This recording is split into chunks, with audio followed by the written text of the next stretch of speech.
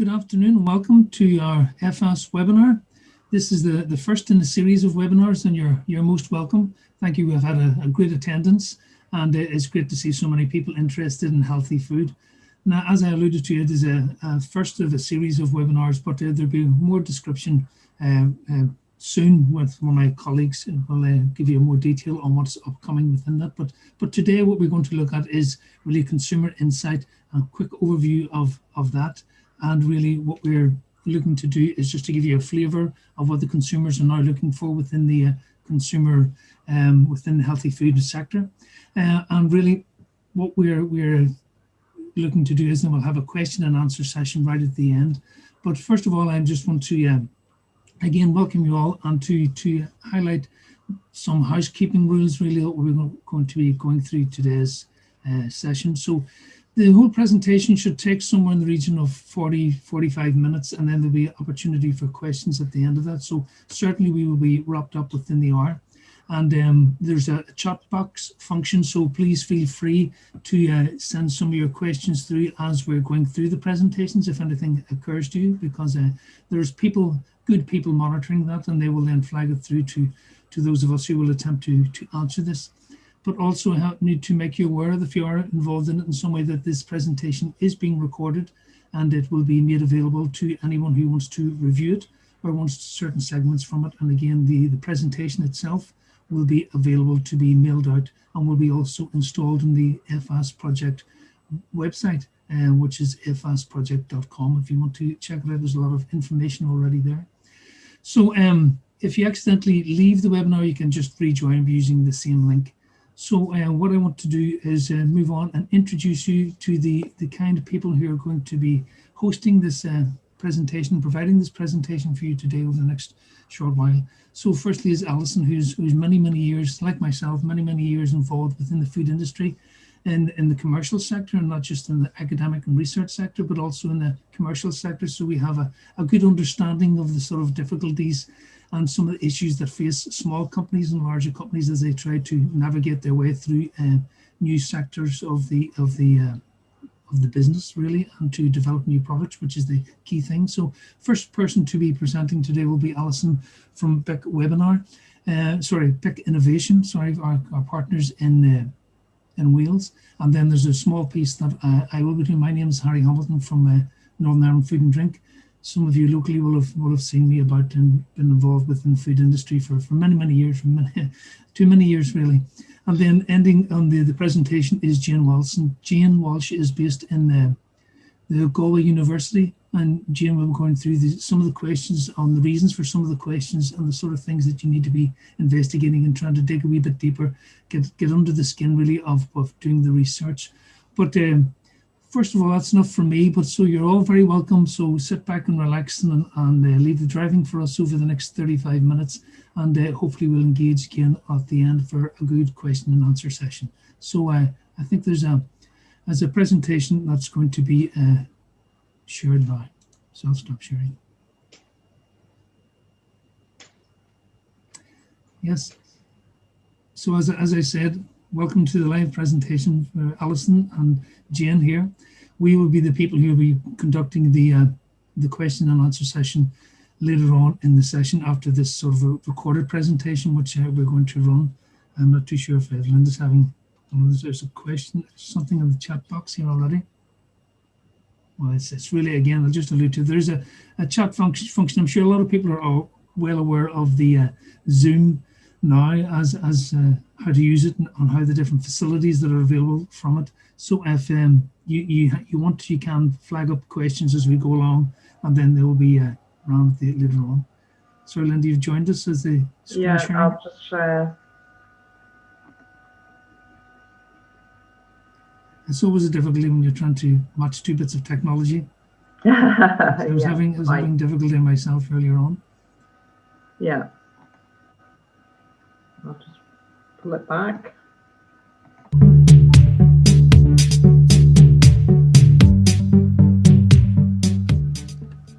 Let me tell you a bit about the AHFES project. It's a project which is funded by the European Union under the Interreg Atlantic Area Funding Programme. And in the project, a collaboration of partners have come together from a number of regions bordering the Atlantic Ocean, including Wales, Ireland, and Northern Ireland, as well as Spain, Portugal, and France.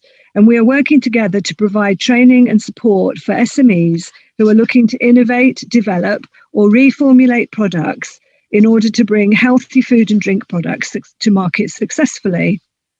We have a range of training and support your growth in the healthy food and drink sector. And we will be inviting SMEs in these regions covered by the project to register on the programme, and the training will be free for you and your staff. You will just need to complete a registration process in order to confirm that your business is an SME in one of these regions and that you are actively involved in or seeking to enter the marketplace for healthy food and drink products, and that you are willing to participate in the training. The training has been designed after taking into account feedback from SMEs across all of the regions involved in the project, and they have told us what they would find most useful for their businesses. The training is going to be split into these 5 programs, each of which has a different theme, and we will be launching these on a rolling basis throughout 2021. SMEs who are accepted into the AHFES project will have free access to the training, and this will comprise training documents, some webinars, and other useful tools like templates and checklists. You and your staff can dip in and out of the training to meet your needs. Or for a full picture, why not work your way through all of the modules in each of the programme at your own pace?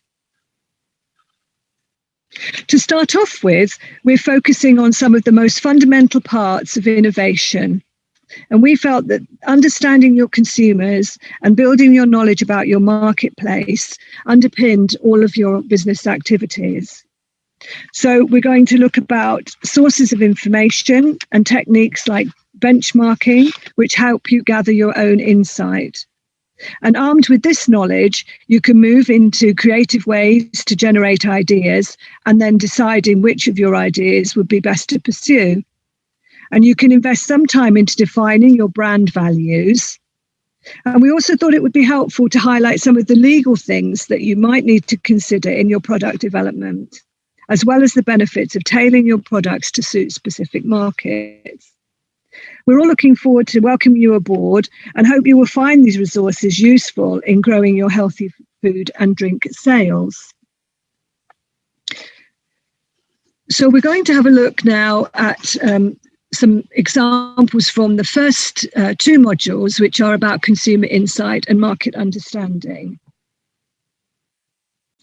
We're going to look at why you would carry out the research, sources of market and consumer insight, how you would personalize this to your particular customer needs and why this is important, a little bit about creating personas, and then the key takeaways of our session today. Why would you want to do all of this? Well, from personal experience, those of us on the project team know that understanding your consumers is critical to making sure that any time, money, energy and resources you invest in bringing a product to market brings you a worthwhile level of sales. And today we're going to take you through a summary of some of the information that's in these first 2 training modules, looking at knowing where to play and how to win, which boosts your chances of success.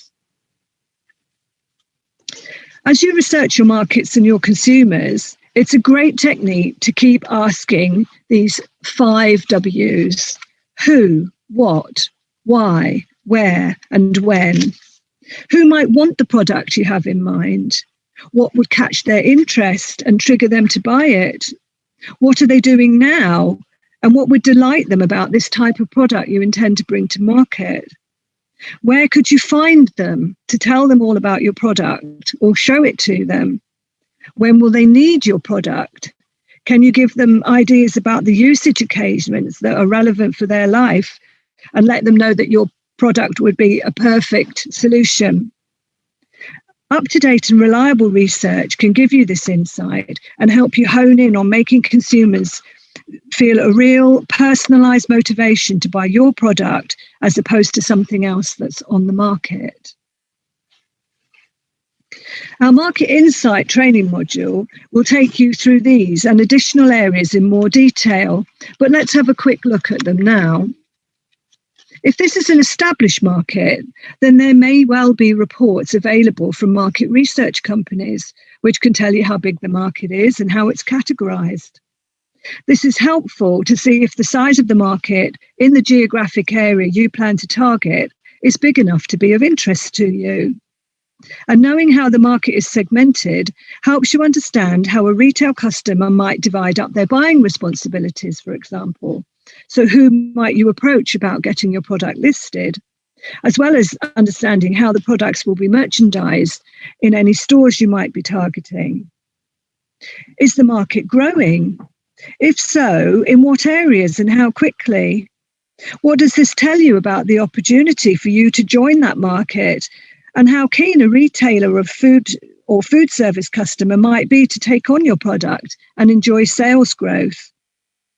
Knowing how mature your market is gives you an idea of where the product might sit on what's called the product life cycle curve. If the sector is new and at the stage when consumers are only just starting to buy into the market, then there is much more opportunity for your product to stand out and for you to enjoy a higher margin return than when a sector is very mature. At a later stage, products become part of a very commoditized market. And here it tends to be all about the price of the product, as there is little opportunity to stand out from the crowd. Unless, of course, you can make a whole new twist on the product that sends it back to the beginning of the curve and the new, innovative and exciting and margin attractive stage. This brings us to market dynamics. What's driving change in the market? And how can this help you pitch your product in a way that attracts consumer attention and gets you noticed in a good way? Can you see that there is a gap in the market that will be worthwhile filling? And remember that just because there is a gap in the market doesn't automatically mean that there is a market in the gap. There might be no products in that gap for a very good reason, that nobody actually wants any. Knowing who you are going to be competing against allows you to devise your game plan for promoting your new idea. It gives you a reality check on where your costings need to be to compete effectively in that market, and whether you are pitching at the premium and niche or everyday standard quality or discount tiers of the market. This is always an important consideration. And how will you get your product into the hands of the consumers? Which channels will reach your intended audience? And can you tap into these successfully? What barriers might you face in getting your product to the market successfully? So this is all very well, but where do you go if you're looking for market insight? Well, most regional governments support their SMEs with access to market information. And also, having a good rummage around online, you can find a surprising amount of information. Why not try blogs, news feeds, online editorials or articles? Look at trade organisations' websites, or those of other companies in the sector. And even those offering services to the food and drink industry can be very helpful. Sometimes you can get free samples of bigger reports, which may well give you enough information to be meaningful for what your research needs are. In Northern Ireland, for example, you have the organisation called Invest NI, who have a business centre where SMEs within Northern Ireland can get support for their market insight needs. And you can see here on the slide some of the sources of information that would be available to you if you made contact with that organisation. In Wales, we have the Food and Drink Wales members area, where you can access market information, which is supplied and supported by the Welsh Government's Food Division. And if you're based in Ireland, you may well be familiar with Bord Beer's small business support mechanisms. And SMEs who register with them have access to a range of insight reports, which are freely available. Now I'm going to hand you over to Harry, and he's going to talk you through some of the ways that you might use this consumer insight once you've put it together. Thanks, Alison. Now we're going to look more deeply at consumer insight and how you can use this information and apply it to your new product development or the marketing of your new products. So to avoid doing things in reverse, consumer insight allows you to think of a product design or a marketing segment and then have your conclusions confirmed by evidence and research, gaining knowledge and validation in respect of your intended actions. Always seeking knowledge.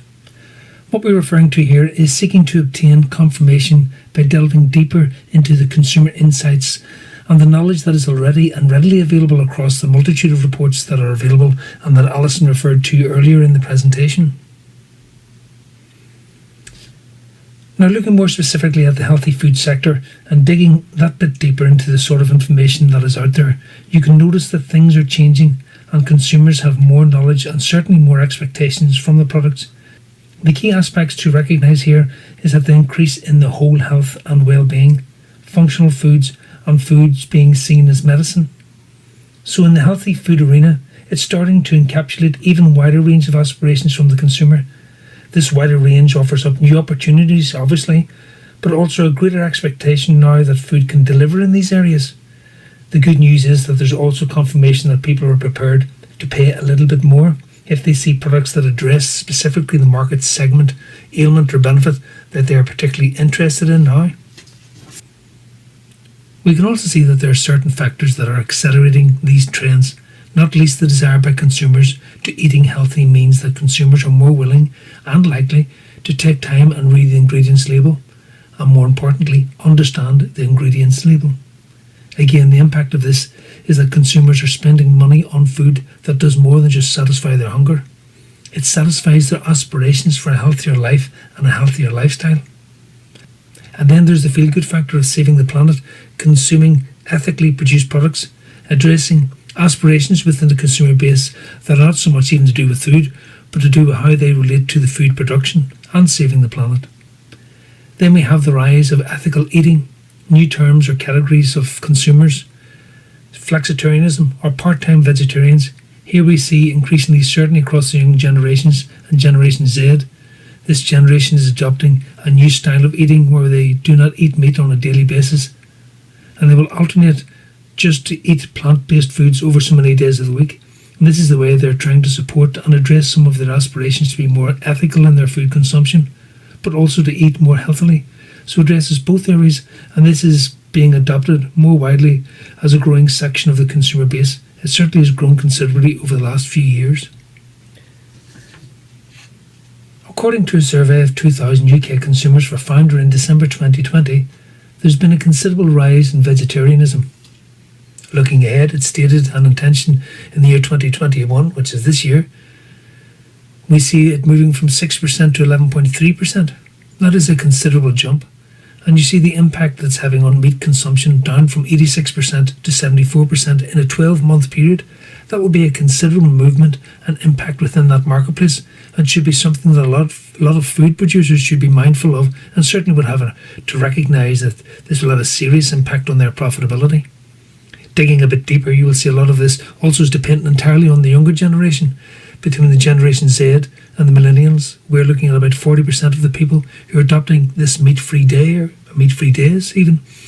So there's a considerable movement by the younger generations to new ways of eating and their new approach towards food. But again, just to recognise that there is a considerable difference in the attitude towards vegetarianism across the generations. If you have to look at the baby boomers, which is quite a small percentage in comparison to the Generation Z, which is quite large, we also need to be mindful of where the trends are going and where likely to be in 10 to 15 years. Looking at these surveys, it's going to be a lot more plant-based products.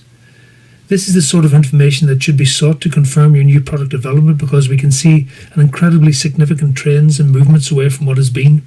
Research like this provides a window on where the markets are going and how segments will expand and contract, and where the path is to start targeting your efforts. But before you run off and start marketing your product as the next cure for old age, or that it can help pick the lottery winners, understand that consumers are savvier and your marketing claims must be credible. Then of course there are lots of legal regulations around labelling that you're obliged to adhere to. Marketing claims must stack up and remain credible. That's the key to it. You must be seen as a source of information because your customers want to get information from you. They don't want to have to question what you're saying.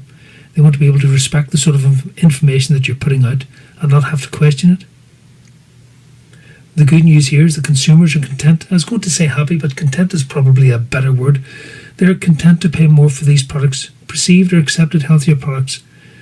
And it's the same across all ages and all demographics. And that's good news for people in the food manufacturing business.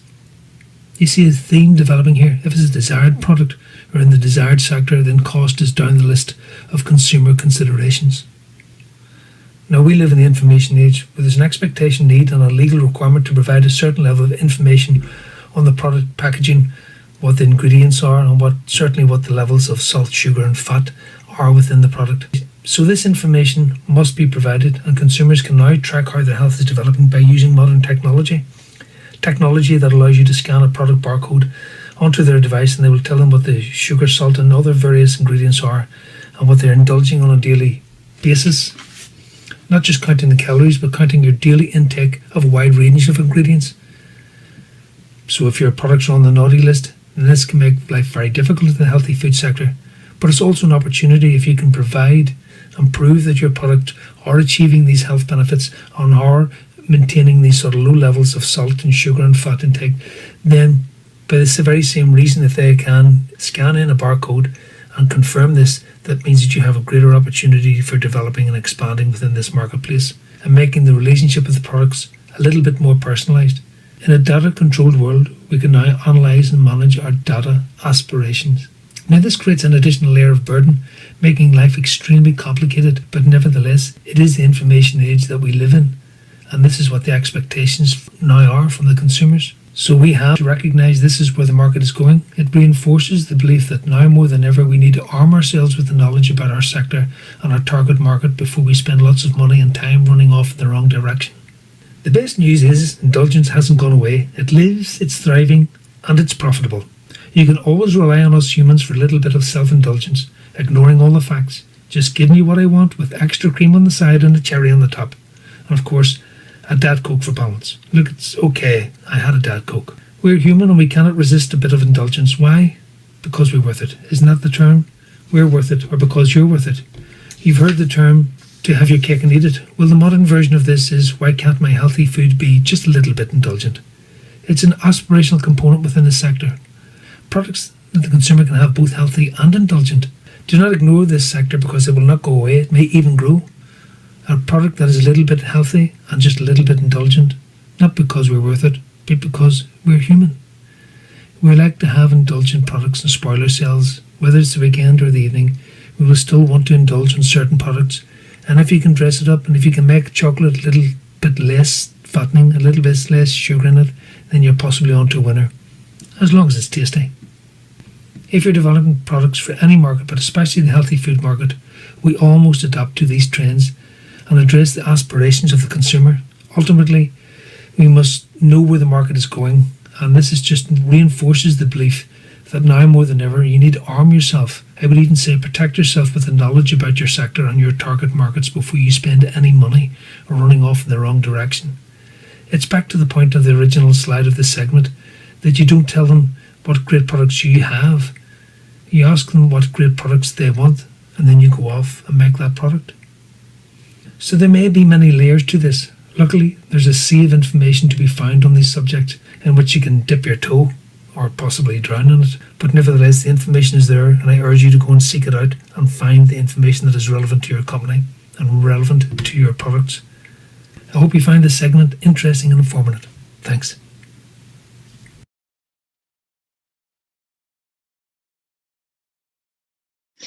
Thanks, Harry.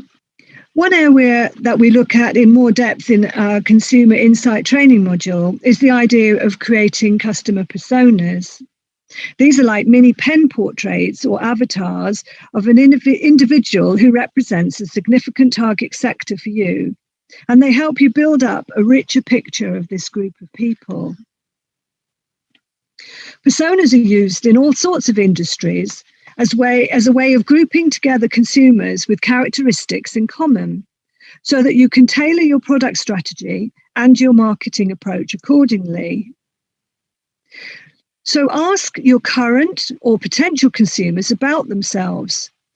Let's come back to our old favourite 5 W's here. Who are they? Where do they hang out in the real world and online? What are they interested in? What problems do they have to solve about this type of product? Who do they trust to give them information, and where do they go to find it? And what brands already tick the right boxes for them? Not just in food, but generally, as this will give you a good idea about how they think.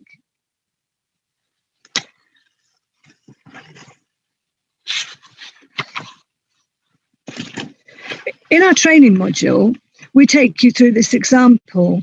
And although it's fictitious, it's based on similar work I've done in the past and found to be really useful.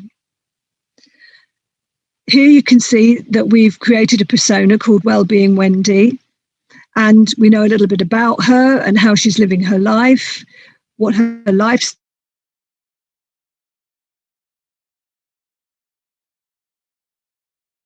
lunchtime product, and what are her needs about a lunchtime product, and how would we reach her, and some ideas of where her influences might be coming from.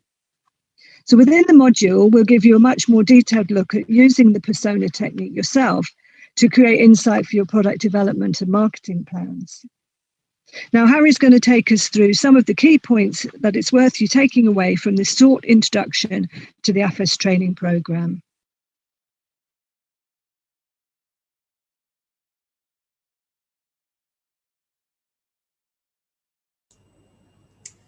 Hello, so I hope you enjoyed it. I know it was an awful lot of information to try and digest, so I would urge you then to get a copy of the presentations and go through it. But before we do, I think Linda, I can share the screen. I'm going to go back to the presentation here to go through some of the key points that I feel are relevant and that we should really be mindful of.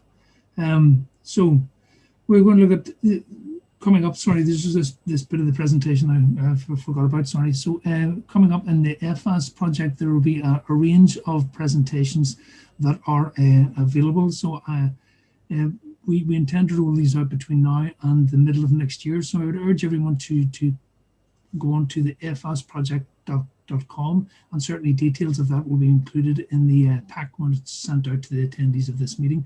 But certainly if you go on to that, you can see that there's already a wealth of information, a lot of research and analysis that has already been completed that is there that you can use and view, and there will be a training tab, and there will be more information on the upcoming webinars and certainly the range of areas that we're going to study and do other presentations in. And you can see there's an example here of the consumer insight, market understanding, a range of things that you should be looking at if you're involved in new product development and involved in developing a new segment and a new sector of the marketplace.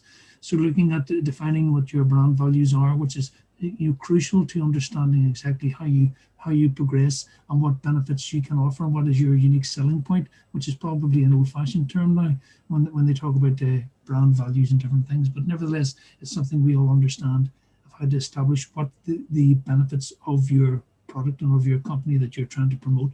So there's a whole range of information that will be available, and be more webinars and more training made available if you were to stay in touch really with the training aspects within the AHFES project. So these things, as I've alluded to, there will be 5 rounds. I don't know, Alison, if you want to jump in, because you cover a lot of this a lot more than I do. If there's anything here that you want to specifically flag up, feel free to mention it. But nevertheless, I'll give a quick overview while we have you captured of the 5 areas that we're going to discuss, the 5 areas that we're going to explore in greater detail, which are highlighted here on this slide. And each training module will be go through it in quite a lot of detail, and certainly we will respond to any requests that companies will send us through if you want to be more specific, if we can tailor it more to the specific needs of what's happening within the marketplace. Because a lot of us, yes, we're involved with the sector and we're involved on a fairly day-to-day and a weekly basis, but nevertheless, you're the people who are at the coal face, you're the people who are doing the work day-to-day, and if there's information that you require that leads into this and builds into this, certainly engage with us and let us know what what you feel it would be beneficial for you to understand more, but they are specific to the healthy food sector, I have to say. So, sorry, I must have missed my presentation here of the presentation. There's a piece of the five questions, specifically what the key giveaways should be, the takeaways from this, and certainly what we were trying to reinforce really are that you need to get evidence-based understanding for what, and to do the legwork and to make time within your working week or within the working month to set aside time to fully capture the information that you're going to be required going forward, and to understand exactly where this knowledge can be found. So you need the information. Take time out of your working week to find out that, to explore this information, understand exactly where you can get it and how, the help that's out there obviously within Northern Ireland. It's Invest NI, and today you can even email them requests for information and they will send you responses to certainly I've got information through that method, because obviously with COVID you can't go down into the office and do the study. So I assume that it'll be the same for the other areas within Wales and within Ireland. Boardbia, I understand you have a large company, have a lot of research and a lot of information available. So take time to find out where your source is and the context that you need to make. But also any research that you're doing has to be focused on your particular sector, but also on your particular market that you're trying to develop. If that's the case, if you're trying to export your healthy products, make sure that you're being very focused, because an awful lot of this is very interesting. I find myself reading some of the research on going off down side streets, finding out a lot of interesting information, but it may not be specifically relevant to what I need. So time is precious for small companies. So certainly I would urge you then to be focused on what you're trying to do. And when, again, just to reinforce what I was saying in my part of the presentation, is when you engage with them, you can inform them, you can ask, but you also then you have to listen to what they're saying. So I think we're going to the question and answers. There was a sample of questions on another presentation. So if I could just stop sharing for a moment, I want to go to the sample questions that was on a previous presentation, because I want to bring them up, and I think these are things that Jean is going to talk with. So you'll excuse me for a second while I pull up another presentation.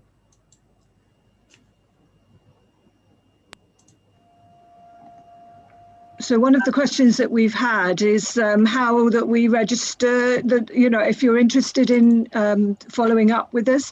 So each of the organisations here, ourselves, Linda and myself at BIC, and Harry in Northern Ireland, and Jane for the Irish companies, we're going to be sending out you some information and expression of interest for you to be able to register that interest and join us, not only for the training, but there are also a range of services planned as well, and those are going to include a sequence of webinars rolling over from May this year through to May of next year, about a whole range of topics that we have based on the survey that you may well have helped to contribute to back in November of last year. So we'd like to thank everyone who did that for us.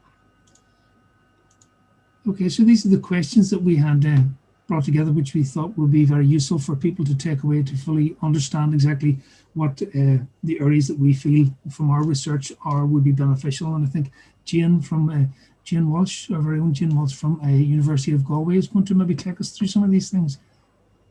Yes, thank you, Harry. And it's really fascinating, and it's a great opportunity to get to meet with SMEs. And thank you all for attending our launch webinar. There's a really exciting range of activities coming up, and really to have your input at all points along the way, so everything is useful for you, is really important to us. So we're thrilled to have you here today, and hope that you will engage with our future training activities that are upcoming. It's a great opportunity for you to get the supports that you need in what is a rapidly changing environment that Harry laid out so well.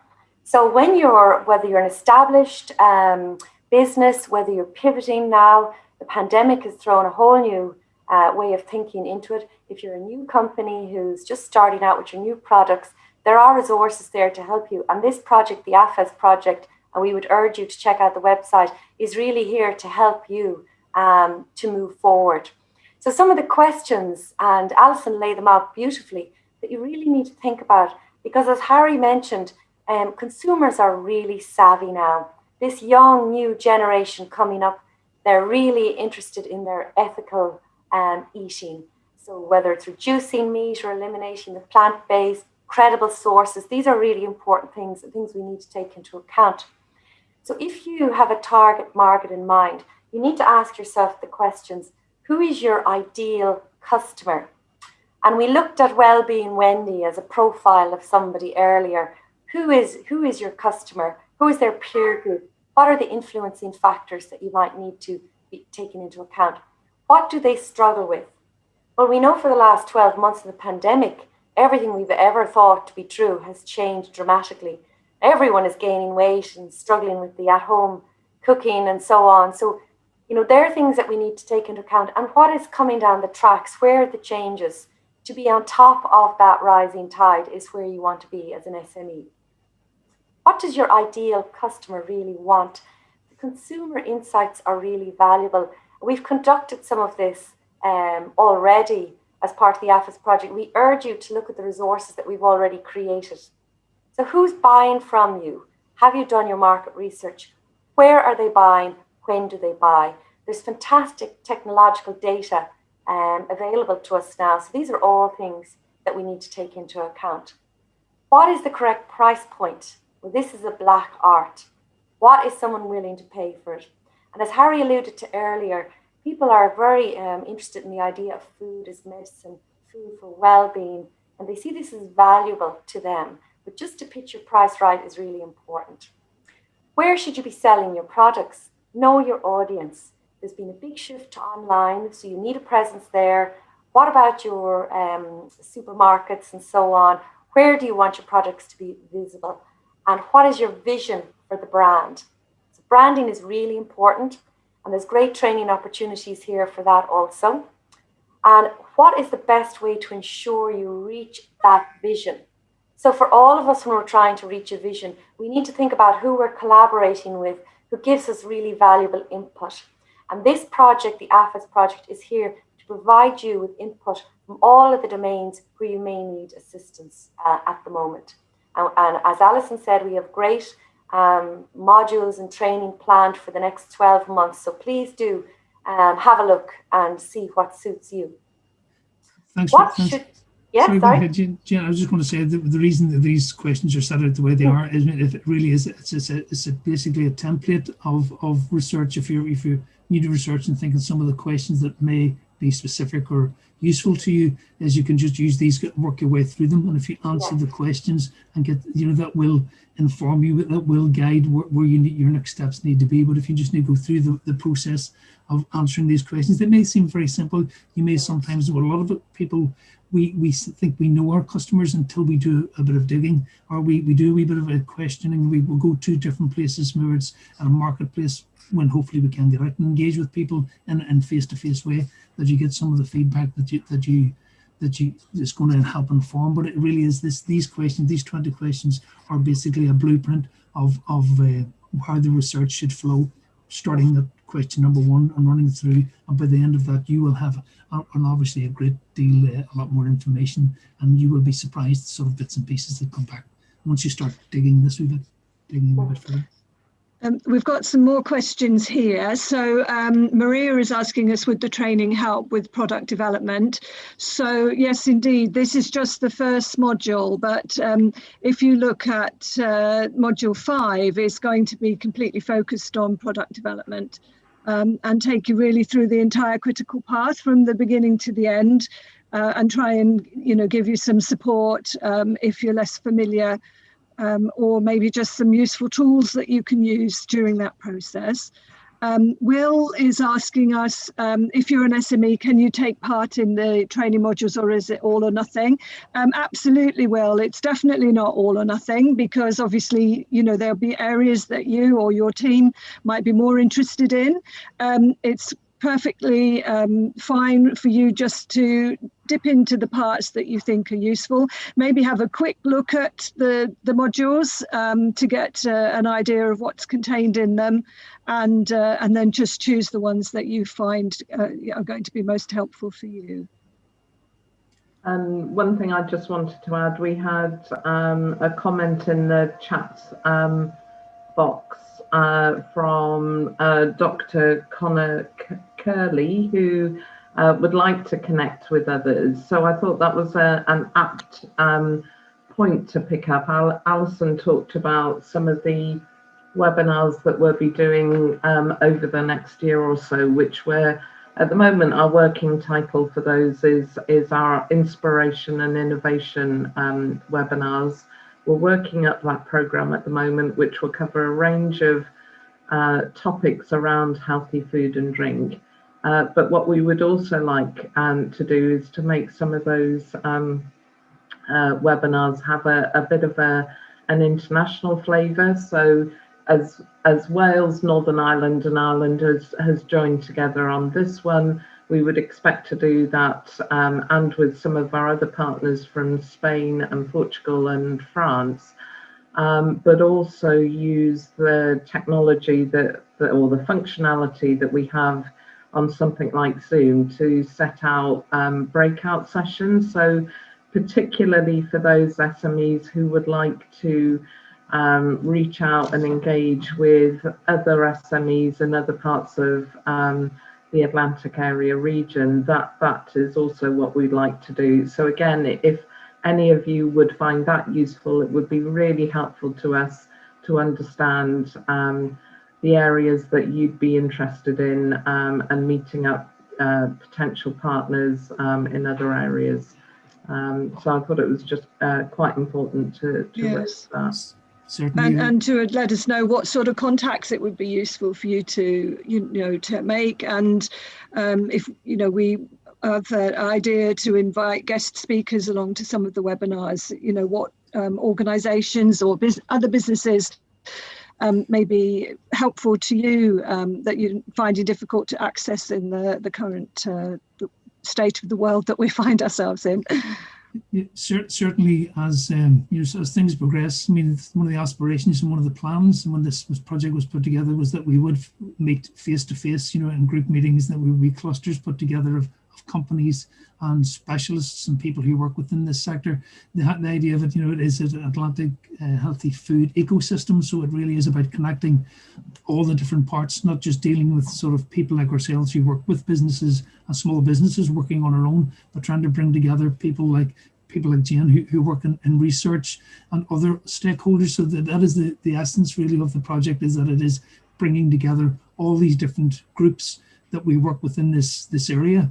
So hopefully, that we will be able to do that face to face, and some of the meetings that we had planned in the original plans will be able to take place before the end. And this project will run until August 2022. So there's a while yet, so for that. But in the meantime, we obviously have to get on with the work. So that's why we're doing it online. If not, we'll be inviting you off, not to sunny Belfast, but possibly somewhere in sunny Spain to enjoy some of this research as opposed to doing it online. It is a good way to do it. You can do it. You can jump in on your lunchtime, see what's going on, and move on. So it's a new aspect, a new dimension to really engagement. But realistically, before this, we want to try and get people, like-minded people, together in sessions where we can share information and hopefully assist everyone in moving forward in this sector. So I'm not too sure. I haven't been paying attention. Is there any other questions, or have we answered whatever questions have come forward? Yeah. No, we've answered the questions that have come through the Q&A, and we had also a couple through chat, and we've dealt with those ones. Okay. Well, again, I would just thank everyone for attending this first webinar, and let's give you a flavour of the sort of work that we're carrying out within AHFES. And that it's going to continue to develop and it's going to grow, obviously. So I would urge you to stay in touch with the website, and the link has been put on the chat function, and we will certainly circulate that. And feel free to contact us at any time about what we're doing, or how we can help, and how we can further engage with all the different stakeholders. And again, the stakeholders, I use the term of we work within this, and also to thank my co-hosts of Alison, Jane and Linda for working with us here on this webinar. And most of all, thank you for attending, and be in touch soon. We'll talk to you again. So thank you all Take very care. much. Looking forward Thank to you. welcoming everybody aboard. Yeah. Thank you. Thanks then. Bye.